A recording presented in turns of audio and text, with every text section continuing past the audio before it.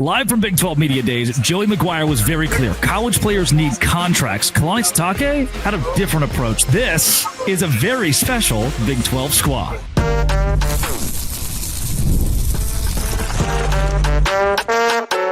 You are Locked On Big 12, your daily podcast on the Big 12 Conference. Part of the Locked On Podcast Network, your team every day.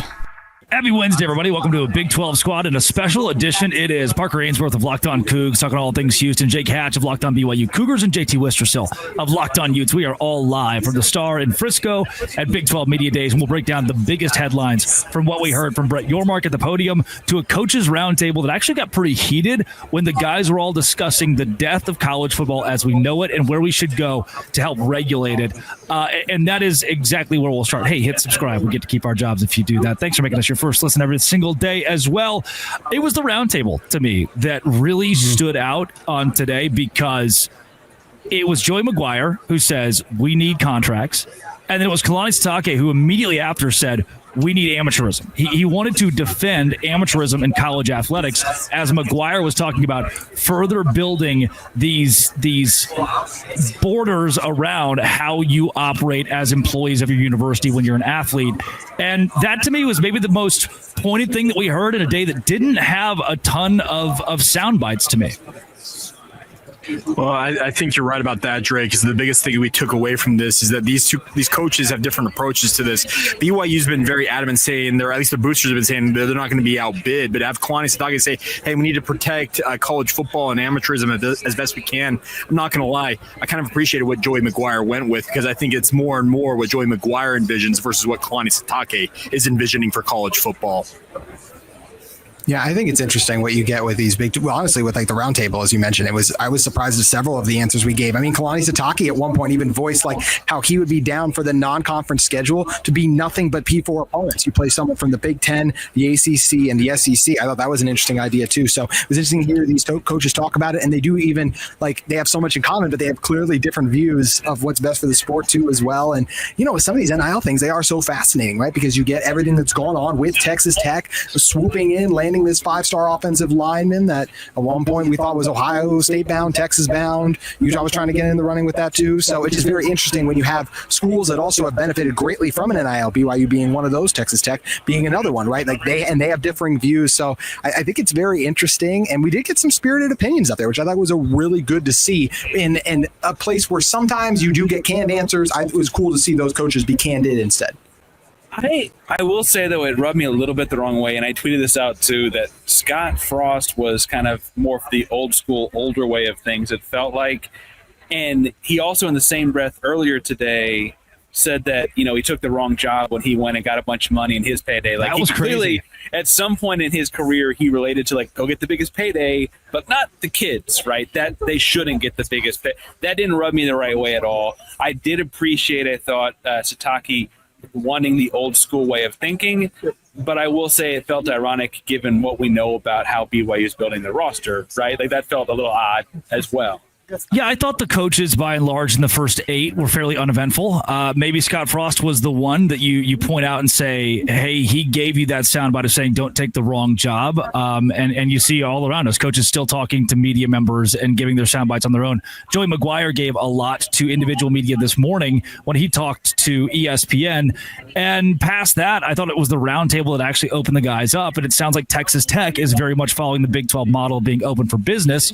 But Jake, BYU is in a boat where if Kalani Sitake had his way, I think Dave Aranda's also kind of in this cohort, that you would do away with paying the student athletes the way they're being paid, or at least the large sums they're being paid. Well, and that's the surprising thing to me because Kalani's been so adamant about wanting his guys to get compensated for NIL that the tone he struck today kind of stood in stark contrast to what they have said previously about, hey, we're in the game. We're here to compete. We're here to make sure that guys are taken care of financially. And we all know the reputation of BYU when it comes to NIL is they've been very clear that they're willing to spend money. They're willing to make sure guys are compensated. And that's a big reason why they got a lot of guys that signed on with this football program when it came to the transfer portal. So, yeah, I was a little bit confused as to this tone being struck by Kalani today, because as you mentioned, it's kind of more in the Dave Aranda field, where I felt like Kalani before this has been more in the Joey McGuire vein.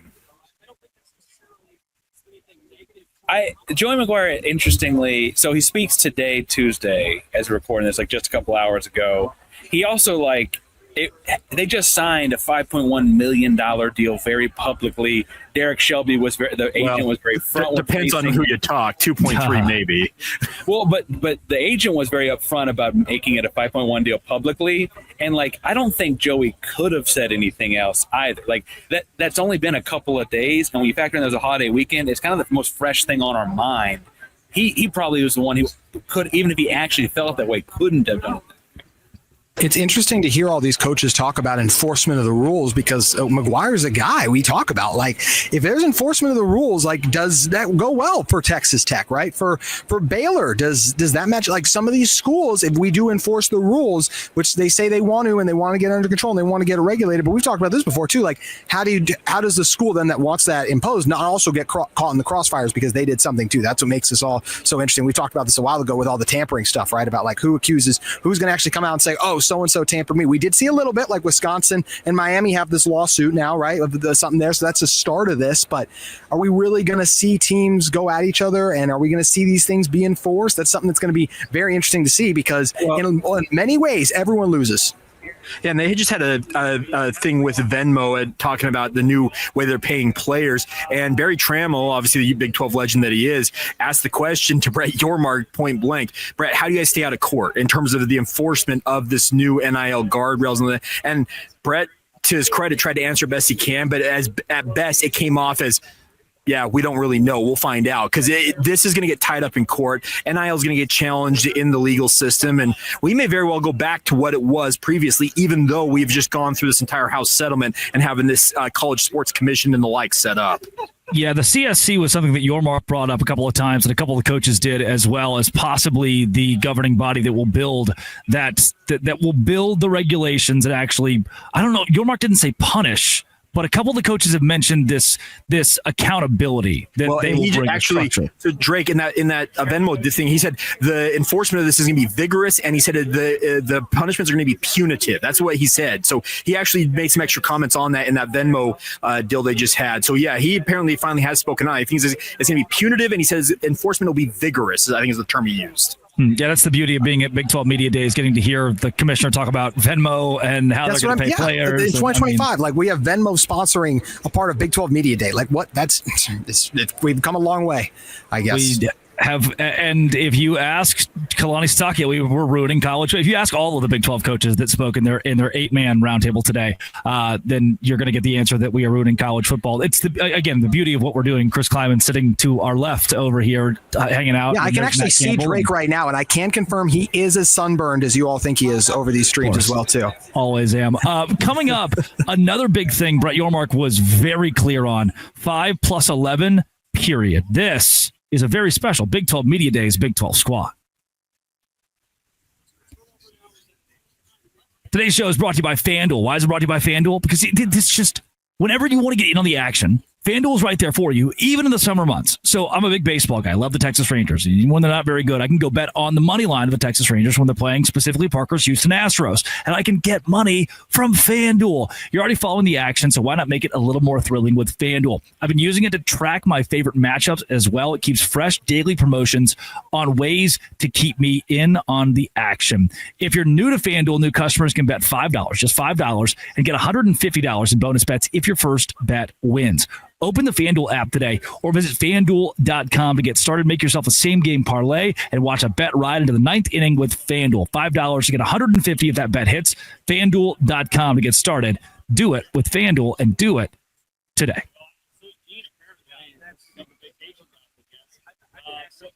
JT, I know you pointed this out pretty quickly. Brett Yormark stood on business. He said, we are open for business, and we are only open for the 5 + 11 format. Now, for those who are wondering what that exactly means, there have been proposals that the SEC could get 3 or 4 automatic qualifiers. The Big Ten could get 3 or 4 automatic qualifiers in a 16-team college football playoff. Many of the coaches agreed 16 is a pretty good format. But Brett Yormark said, we won't do that. We won't go the NFL route. We want the games themselves, the results themselves, to speak for themselves. And I thought it was even more interesting, and a lot of other commissioners are going to disagree with that. I thought it was even more interesting that he said, we need to change the metrics. We are auditing how we choose the college football playoff teams. That's a very pointed statement. JT, will go to you. Very pointed statement from the commissioner.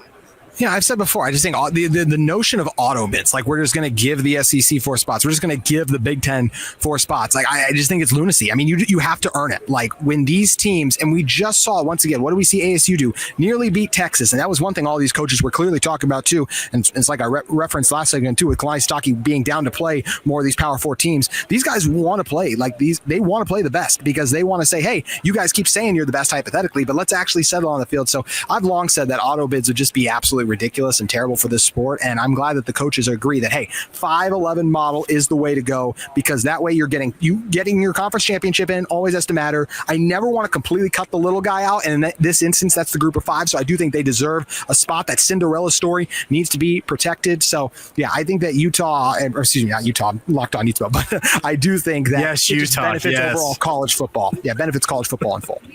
I understand that, and I actually generally agree with it. I do think, though, that one of the reasons Brett Yormark was so adamant about the 5+11 model is because it's going to be unpopular, because people are going to look at what just happened in the 12-team playoff and look at like, hey, your Big 12 got just the one team in, and if we open up to 16, who's to say that those new 4 spots don't go to 2 Big 10 and 2 SEC schools?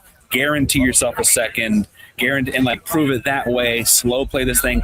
That's going to be some people's take here. I think in the big picture, the macro, I actually agree that 5+11 opens it up to where you could have more than 2 Big 12 teams if we understood the sport a little bit better, maybe. But I will say also, like, I'm not a fool. I understand the biases here, and the 5+11 could very quickly turn into that 11 being 5 Big 10 and 6 SEC if we're not careful and don't make sure we put some sort of understanding about how we select it. Well, aren't we looking at it as Brett Yormark's trying to play with a losing hand here, and he's trying to put on a good face and a brave face here, making sure that the Big 12's position is very clear. But I think he realizes that he's up against some pretty strong opposition in terms of what he hopes that the Big 12 can do with the 5+11 model. He mentioned the fact that he believes the Big 12 is going to be the deepest conference this season. He fully expects he'll have at least 2 teams in the college football playoff. I hope he's right. I really hope he's right, but it feels like he's trying to put on a brave face while playing with a losing hand. See, I don't know. And he's right behind you right now, by the way. It's literally right behind you. It's a sad commission. If you are Brett Yormark, I think if the cards are in the hand of the SEC and the Big Ten, and you understand that they can strong arm pretty much whoever they want to, then you play ball if you really feel like they can strong arm you into oblivion. If you're in his situation right now and you do think that you can leverage with Tony Petitti or whoever could finally like crack open one of the Big Ten or the SEC commissioners, or go to Jim Phillips and say, if we do this together, we can make it work, then that's when you come to the podium and you say, I'm bold enough. And BY has said it on occasion. Like, he's like, hey, our conference champion shouldn't automatically be in a bye game in the college football playoff. We want it to be decided on the field. He has been very transparent about wanting the best for college football in general. And I don't think he would say something so pointed and say we have to have 5+11 if he really thought it was a wash and no matter what, the SEC or Big Ten will get their way. No, I think you're right in that, like, he thinks that that's the best way it could happen. That's how it should happen. And frankly, honestly, if that 4th and 13 conversion against Arizona State last year goes like slightly differently, we're probably talking about like, hey, clearly the Big 12 should have had multiple teams in. We saw what BYU did in their bowl game. All those questions. I also love, as we talk about strong arming and Brett Yormark, though, if Drake would just reach his arm around, like, hey Brett, I have a question actually. I think that's really funny. I think that the reason he came out so strong, so adamant, and probably the only like real pushing thing he did or said was because he knows so many people will not be in favor. Like he's openly defying what many people will think as the commissioner of the conference, and he has reasoning that I think we all agree with, even if other ADs or coaches might not. Oh, I thought Jay was going to say something. I just want to jump in and say this. Something else he mentioned too. He feels the Big 12 is the deepest conference in college football.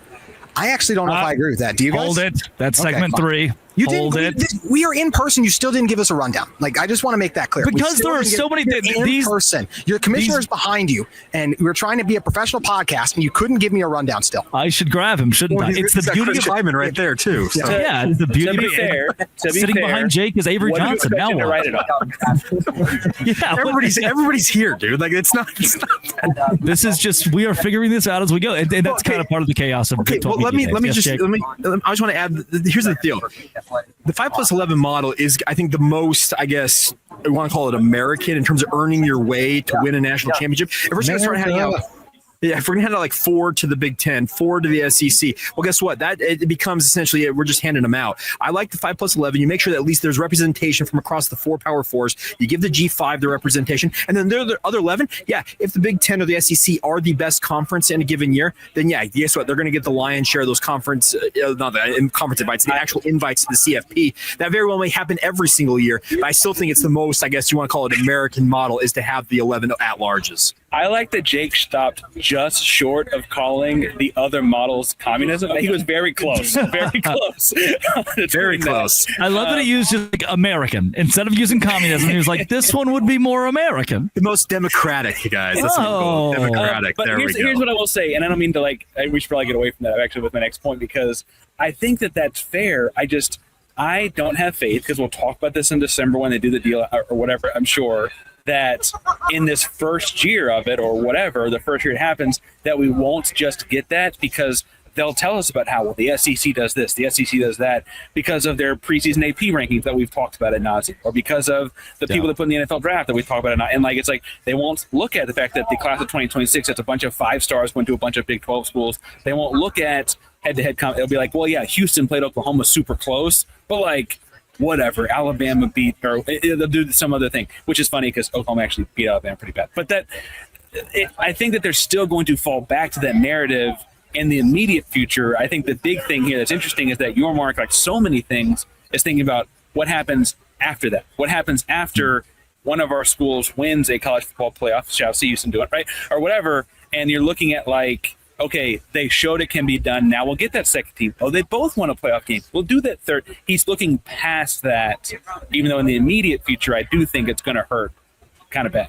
Yep. I do want to really quick just give the College Football Playoff Committee credit. They did the right thing by putting SMU in last year. I hope that they continue to do that. They haven't completely gone off the deep end and only Big Ten and SEC. They did the right thing last year. Hopefully, you mean the SMU that BYU beat head-to-head in Dallas? Oh my gosh, y'all did not deserve to get it. We can do that on another show. I'm sorry. I'm not for this push like post that. Then now all of a sudden we get BYU. Hey. No one was talking about that.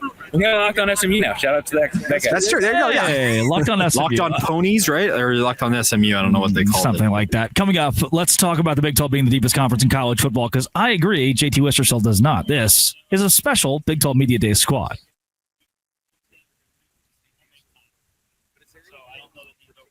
Live with the crew from Big 12 Media Days, Brett Yormark took the podium today and said the Big 12 is the deepest football conference in America. We talked a lot about quarterback play, and we talked overall about how this conference has, even the coaches mentioned the quarterback play being so deep, and that's a major part of how you determine which league goes more than 2, 3, 4 contenders, and that for better or worse. Because Yormark said it on parity, too. He talked about parity. He said parity's fun. But you need 2 schools. Ideally, a couple of schools will emerge as the top dogs and be elite. But I think this is an immediate shot of the SEC and the Big Ten to say, look, yeah, you've got 2 teams, 3 teams, maybe 4. The Big 12 has 16. We learned last year, 16 teams that can go to the college football playoff. I think that constitutes you being, especially with 9 quarterbacks returning who are all elite, you being the deepest conference in football.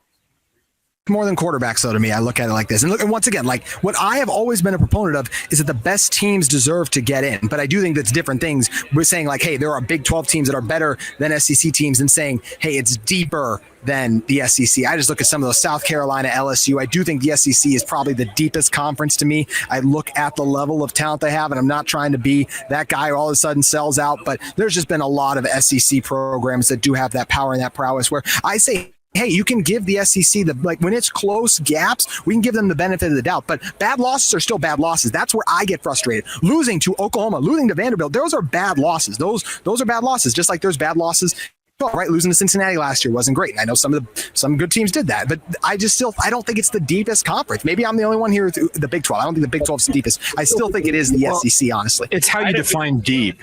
Like, that's the thing about this, JT. If you look at the over-under win totals, the deep, speaking of how it's going to be deep, is we have over-under win totals topping out at 9.5 in the Big 12. I think the lowest I've seen is 4. They think that this is a league that's going to be jumbled kind of right in the middle. The concern, to your point, is if you don't have maybe one or two teams that are 10-2, 11-1, and actually in the college football playoff discussion, that's where it kind of gets off the rails a little bit, where, yeah, you maybe cannibalize yourselves, and the national narrative shifts more towards the Big 10, the SEC, or even the ACC in that respect. Yeah, I think what's interesting here is it's actually kind of two different kinds of good. There's good all regular season in terms of entertaining, where you don't know who's going to win on a given Saturday. I think we could also be like, that's really fun. That's a good product. There's also like excellence, where you're good, you're consistently winning, you're beating some teams by a lot, you're showing dominance on the field. And I think the truth is, as a conference, you kind of want both. And it's, if you had to pick one, what do you pick? And right now the Big 12 is leaning more towards that parity side of things. And that's really fun. And we know ASU, we keep talking about it, almost beat Texas in the college football playoff last year, and then would have had, a college football playoff win on top of it all. But ASU also won some really close games in this conference that, like, honestly, you play them 10 times, they might not win 5 out of 10 of those, right? And so that's part of the fun of what we do. They're different calibers of, like, what is good, what is a good product. And it was interesting today, it wasn't as explosive, but that Brett Yormark did say the other kind of good is actually kind of something we want to have as well. And we've all been pitching this other. So are you saying the SEC, were you agreeing SEC is deeper or no? No, I don't think. Oh, come on. I wanted to high five you. We're so close to each other. We can't even agree, and we're this close together. Gosh dang it. I will say, though, you should really go top of the SEC once Utah leaves this conference and goes, because that may be one of your future destinations, right? Y'all talk about that all the time. And Utah, is that? It's Big 10, though. Let's be honest. It's always the Big 10. There's a piece of this that I will back up, JT. Look at the MAC. And we love Tuesday night MACtion because Miami of Ohio could beat Toledo any given week, right? To be fair, we love Tuesday night MACtion because of FanDuel more than anything. Yeah, yes, that's where I utilize FanDuel the most. But they're deep. They have 8 teams that could probably win the MAC any given year. It's a matter of having those teams be a brand that can stand out in college football. Arizona State is not getting coverage on ESPN. Sam Leavitt is. Sam Leavitt's one of the best quarterbacks to play, but Arizona State as a program is just not going to sell, at least not right now. BYU sells. Texas Tech sells. Even Kansas State or Oklahoma State. I think Houston can climb into that category. Utah very obviously is. But if you have a deep conference and that depth is some of your weaker brands, that's where things get really tough. Like the better, if for the next few years NC State dominates the ACC, that's the worst news possible for the ACC. It's only going to hurt them more. They need their brands to win. So the MAC is deep. The Big 12 needs to be the deepest conference in college football, but it needs to matter because the brands are the better brands are deepest. Well, and that's to your point, Drake. You need the BYUs, the Texas Techs. You need your biggest brands to also succeed because there's a double whammy there: winning and obviously name brand recognition. That's what the Big 12 has been lacking. It feels like since they've expanded to the 16-team format, now they need the power brands to finally emerge and start winning their share. I don't mean to always be the guy that jumps to basketball, but we do talk about like NBA coverage and TV numbers being down, but they've had a different champion 8 years in a row. But TV numbers are super high up when it was like the Warriors every year. It was the Spurs so often. It was the Jordan Bulls in the 90s. They won 6 and 8 years. The numbers were through the roof. The numbers are down now that a different team is winning every year. I think Yormark is pointing out that while we're somewhat professionalizing college sports, it might actually be better to kind of have that option where, like, hey, some dynasty that's like the bad guy, the Death Star, would be great to have. People love Drake, greatness. did you just let Brett Yormark get away? I mean, come on, man. He was right there within arm's reach. Right behind me. We could have had him to answer all of these questions for us. And I mean, I think the way that he would put it is the depth of the Big 12 is good for the conference overall. Parity, as he already mentioned, isn't the best thing, and you need to find your good teams, your elite teams. But having depth more than the SEC, more than the Big 10, gives you stronger matchups when, and yeah, man, it's what's tough again. I talk about it a lot. The SEC, they have the number 2 team play the number 6 team every week. Like, they've got a top 10 matchup somewhere there every week. We have a lot of number 24 versus number 19, number 17 versus number 22, number 15 versus number 16. And that's where the depth is. You have your 6th best team that's like, wow, they're actually a really good football team. But again, looking back at last season, if that team is in Colorado, is probably 4th or 5th in the Big 12, right? Kansas State is somewhere sitting in that same spot. Are you talking about the brand thing? Is that what you're talking about right now? Mostly, yes. Well, I was going to say, I just don't feel like there's a massive difference between the national perception brand-wise BYU versus ASU right now, because neither one have been a football powerhouse. So I don't think there's a massive gap there. I think someone is trying to fill and become that. Spoken like a true Ute homer he is. Come on now. Say that one more time. Spoken like a true Ute homer that you are. No, gosh. BYU's not named brand. I have never. BYU is a big brand in Provo, and it's still a brand that has. BYU is probably the biggest brand in the Big 12, but I do not think it is much more than an ASU. There you go. Yeah, biggest brand in the Big 12. He clipped that. Probably. Right yeah. I mean, I think they are. I do. But I don't think it's that big of a difference between them and ASU, because I don't. If you ask anyone like from SEC country about either of those teams, they're gonna be like, in fact, they probably would lean more recently to ASU just since they won most recently. Even if BYU was number 2 last year, he ain't first, you're last, like Ricky Bobby said. That's true. He did say that. Thank you for bringing a Talladega Nights quote to it. We can't do righteous Gemstone's a good one too. I couldn't get Gemstone's quotes would also work. Overall, spectacular day at Big 12 Media Days for the entire Big 12 Locked On Big 12 family. Yes, JT. Can I throw one more thing in just because I haven't angered everyone enough yet? Would y'all agree with what Kalani Sitake said? I actually think I would be in favor of it, to play only P4 teams. He talked about you play SEC one non-conference game, Big 10 one non-conference game, then ACC. I go back and forth because I don't like cutting out the little guys, but at the same time, I don't love tuning in on Saturday knowing that Utah is going to bludgeon whoever they're playing in that game. It can serve a benefit to red shirts, I guess, and especially when you're opening your stadium. I know you want a guaranteed win, so you're going to schedule the Citadel as much as you can, but I don't hate that idea. I think I would be down for that, and then you just got to figure out another way. Maybe it's a spring game where you play that team. I don't know. What do you think? I'll close this out with an objective opinion. Objective opinion. This is good. Utah goes 12-0. Their 3 non-conference games were Wake Forest, Southern Utah, the Citadel.